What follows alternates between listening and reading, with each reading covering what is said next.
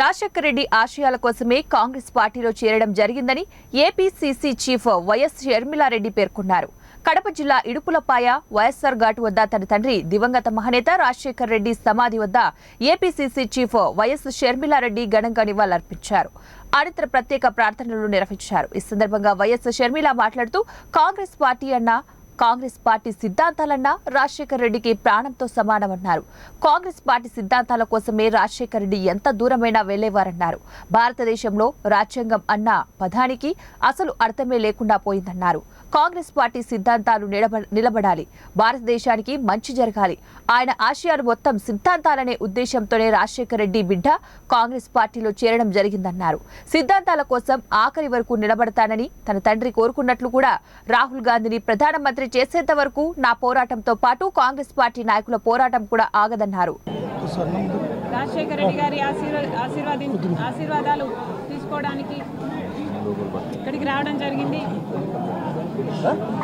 రాజశేఖర రెడ్డి గారి ఆశయాల కోసమే ఈరోజు రాజశేఖర రెడ్డి బిడ్డ కాంగ్రెస్ పార్టీలో చేరడం జరిగింది.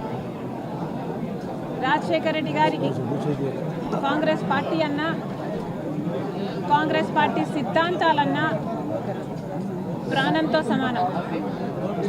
ఆ సిద్ధాంతాల కోసం రాజశేఖర రెడ్డి గారు ఎంత దూరమైనా వెళ్ళేవారు. ఈరోజు మన భారతదేశంలో సెక్యులరిజం అన్న పదానికి, ప్లూరలిజం అన్న పదానికి అసలు అర్థమే లేకుండా పోయింది. రాజ్యాంగానికి గౌరవం లేకుండా పోయింది. ఇవన్నీ మళ్ళీ నెలకొనాలి. కాంగ్రెస్ పార్టీ సిద్ధాంతాలు నిలబడాలి. భారతదేశానికి మంచి జరగాలి. రాజశేఖర రెడ్డి గారి ఆశయాలన్నీ సిద్ధించాలి. అందుకే రాజశేఖర రెడ్డి బిడ్డ కాంగ్రెస్ పార్టీలో చేరడం జరిగింది.